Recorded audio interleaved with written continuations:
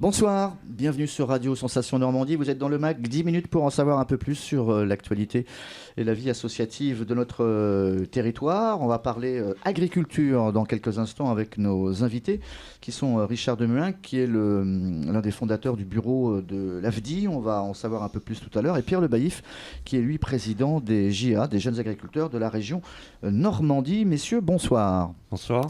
Quand je dis cofondateur du bureau, c'est peut-être pas exact. Richard. Non, je suis pas jeune, mais l'AFDI dans la région a été créé dans les années 80, début des années 80. Mais votre fonction, vous êtes juste dans le bureau? Oui, j'étais président de la Haute-Normandie et on a fusionné pour faire la Normandie. D'accord. Donc pour le coup, je laissais ma place. Vous n'avez pas voulu la présidence de... Non. Ok, il y a trop de boulot sans doute. Pierre, président des JA Normandie. Pourquoi la question, les jeunes agriculteurs, justement, se sont associés, si on peut prendre le terme, avec l'AFDI? Eh ben en fait, c'est moi aussi, j'ai mes prédécesseurs au JA, ainsi qu'avec la FNSEA et toutes les OPA, le Crédit Agricole, la MSA, etc., qui avaient créé cette association-là. Donc nous, en tant que jeunes, on fait perdurer ce que nos aînés ont fait. Okay. Et ça correspond aussi à une défense de l'agriculture familiale que nous on prône aussi. Vous êtes agriculteur? Oui. Dans quel secteur? À Saint-Jean-du-Téné, donc en dessous de Bernay, en production laitière et culture végétale. D'accord. Est-ce que Richard est dans le milieu agricole ou pas du tout? Tout à fait, je suis agriculteur à Bourget-en-Roumois, c'est pas très loin de Borterould, pas très loin de Rouen, quoi, 25 km à l'ouest de Rouen. Donc le bonheur est dans le pré, c'est ce qu'on essaye en tout cas de nous vendre souvent. Est-ce que c'est de plus en plus compliqué et difficile d'être agriculteur et d'être un jeune agriculteur actuellement, où le gouvernement, à force de se faire taper sur la tête et sur les doigts, fait des efforts pour que les jeunes puissent s'installer véritablement? Parce que vous n'êtes pas très vieux, vous. Comment ça se passe actuellement? Eh ben, on peut pas dire qu'il n'y a rien qui bouge, c'est très long et il y a des choses pénibles. C'est pas mieux, mais c'est pas pire non plus. Voilà, c'est pas mieux, c'est pas pire. On a une grosse démarche que les états généraux de l'agriculture qui ont été faits, dont la conclusion doit se faire ces jours-ci ou quelques semaines avant la fin de l'année, qui doivent permettre de rééquilibrer les choses, notre poids, nous agriculteurs, face à la distribution et aux transformateurs, qui pourraient nous redonner un petit peu plus de trésorerie et la vraie valeur de nos produits, quoi. D'accord. Alors l'AFDI, c'est je ne sais pas si on peut prendre le terme d'ONG, d'organisation non gouvernementale avec des agriculteurs français qui œuvrent sur le développement international, qui s'investit surtout auprès des paysans du continent africain, mais pas que. Vous avez bossé au Mali, vous bossez encore, au Burkina, au Cambodge, au Kosovo, et puis un petit peu également sur le territoire national. Mais votre cœur, en tout cas, d'action, c'est vraiment l'Afrique. C'est né là-bas. Oui. Ça, c'est parce que AFDI a été créé à la suite de la grande sécheresse. Là, ça remonte, hein, c'est pour les plus anciens. Dans les années 70, grande sécheresse au Sahel. Et donc, l'agriculture française s'est mobilisée. Les agriculteurs se sont mobilisés. Dans un premier temps, c'était une action d'urgence parce que c'est catastrophique. Et puis dans un deuxième temps, la profession s'est dit, est-ce qu'on ne pourrait pas accompagner le développement? Donc l'idée a germé, et donc, comme l'a dit Pierre tout à l'heure, pratiquement toutes les organisations agricoles françaises se sont mobilisées et ont créé AFDI. D'accord. Comment ça marche alors véritablement? Est-ce que tous les agriculteurs français, qu'ils soient de Bretagne ou de Savoie ou du Nord, ont un intérêt à bosser avec l'AFDI, ou comment ça se déroule au quotidien? Ont un intérêt, il n'y a pas d'intérêt vraiment particulier comme ça. Il y a des AFDI, ça couvre pratiquement toute la France. Hein, parce qu'on est même... il y a une AFDI nationale d'ailleurs. Hein, C'est quoi l'action au quotidien d'un agriculteur lorsqu'il veut en tout cas participer à une action de l'AFDI? C'est s'engager. Alors, c'est une démarche, on veut s'engager, on est sensibilisé par cette chose-là. C'est-à-dire que c'est des agricultures qui sont en développement ou qui sont en réelle difficulté ou qui ont besoin, comme au Kosovo, là c'est pas la même chose, mais en Afrique c'est vraiment accompagner un développement. Il faut être sensibilisé par ça. Par dire que l'agriculture aujourd'hui n'échappe pas comme d'autres secteurs, n'échappe pas à la mondialisation. Ouais. Donc et c'est essayer d'accompagner les paysans là-bas, et c'est basé surtout sur l'échange. Et ici, de un peu témoigner, de dire les décisions qu'on peut prendre ici, les décisions politiques ou économiques, aujourd'hui, on a influence au Sud. Et vice-versa, quoi. Tout est lié.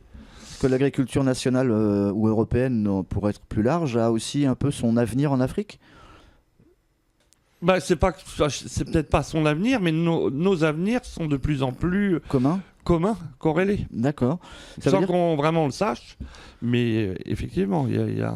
Pierre, ça veut dire que pour un jeune agriculteur, il faut avoir des contacts souvent, soit téléphoniques ou courriers, avec ce qui se passe en Afrique, lorsqu'on est vraiment investi comme vous dans le projet ? J'allais dire pas forcément tous les jeunes agriculteurs. Il y a des gens chez nous qui sont délégués, qui vont dans les conseils d'administration d'AFDI et qui peuvent faire partie des missions. J'allais dire, dans l'esprit des jeunes agriculteurs, on défend un peu en France donc le fait de pouvoir produire pour le territoire national, pour exporter aussi un peu et de vivre de nos produits.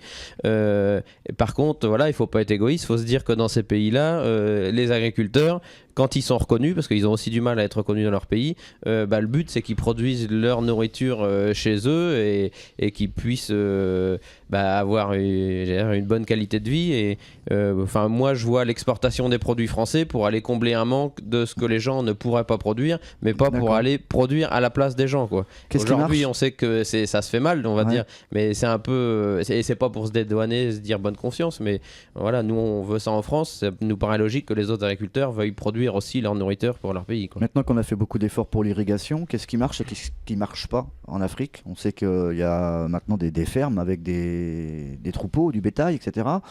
Mais qu'est-ce qui marche moins ? Peut-être tout ce qui est céréales, etc. De par le climat. C'est compliqué. On peut pas être. Je pense pas qu'on puisse être binaire comme ça. C'est des choses complètement différentes. On parle dans des cultures différentes, une agriculture différente. Donc voilà. Alors, à chaque fois qu'on va là-bas ou qu'on discute avec eux, on voit ça avec nos yeux d'occidentaux et eux nous voient avec leurs yeux africains. Ouais. Donc voilà. Moi, ce qui m'intéresse dans l'AFDI, c'est au-delà de ça. Enfin, c'est la démarche. Un peu d'essayer de comprendre ce qui se passe là-bas et amener les gens avec qui on travaille à comprendre ce qui se passe ici. D'accord. Donc, en Afrique, il y a un retard économique important. Ça faut pas, pour diverses raisons, on va pas faire le débat là. Mais voilà, essayer de les amener à se développer, surtout au niveau agricole. Dans les pays où on est, ce sont... surtout des pays agricoles, que ce soit le Mali, le Burkina, sont surtout des pays agricoles. Le Cambodge, si on élargit, parce qu'on est aussi en Asie, c'est un petit peu différent. C'est essentiellement un pays agricole aussi, mais qui aujourd'hui connaît un développement avec pas mal d'usines de fabrication de vêtements, etc. Donc ça pose même d'autres problèmes, mais bon. Mais en fait, voilà, on essaye d'accompagner le développement. Est-ce que le terme paysan marche pour l'Africain ? Est-ce qu'on fait de l'agriculture ? Est-ce qu'on devient, entre guillemets, paysan par passion ou surtout par obligation, quoi ? Parce que c'est un métier qui permet de vivre ou de survivre. Il n'y a peut-être pas la même passion qu'il y a en Afrique qu'il y a en France ?